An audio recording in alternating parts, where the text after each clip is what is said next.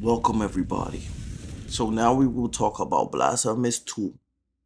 We talked about Blasphemous 1 in the last video. Why am I talking like this? We talked about Blasphemous 1 in the previous video. Now we'll talk about Blasphemous 2. I'm hoping you cop it. I ain't gonna front. I think it's on sale. I could be wrong. I think it's on sale. Anywho, I caught both on sale. And the thing is, Blasphemous 2 doesn't leave a bigger impact than Blasphemous 1. However, it is more polished. It's much nicer. They took away that instant death on dropping on spikes. I didn't like that at all. The NPCs are unique. Their story actually made me curious about what happened to them because, like, bro, it is really dark in this world.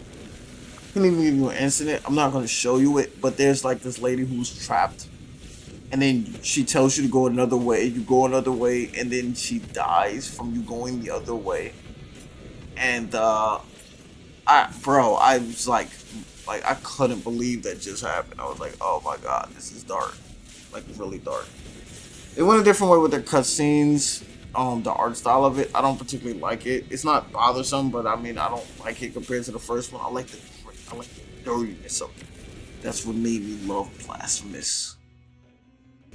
So, they kind of diverged a little bit from there, but I get it, innovation. I'm not a fan of the 3 weapon style or some Zoro type stuff, I'm on like, I don't know. I like pertaining to one weapon and making sure that baby grows throughout the whole entire game. And it just seemed bothersome because it was a lot of fights where it was like puzzling. Oh, I can't use this weapon. I gotta use that weapon.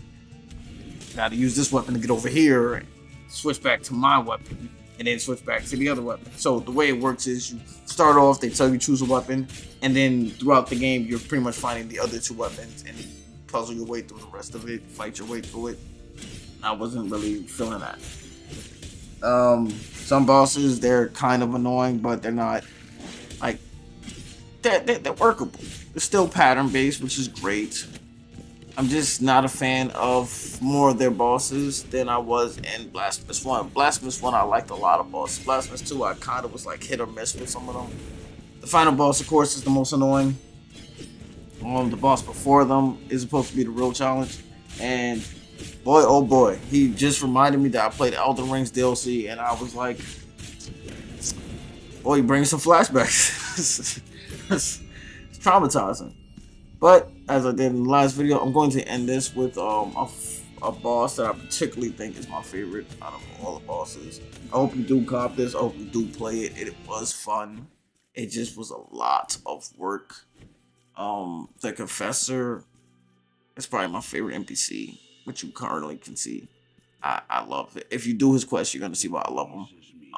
But yeah, I think that's pretty much it. Bye, Blasphemous 2. Is it not beautiful? An immaculate form, born of parents baptized in sin.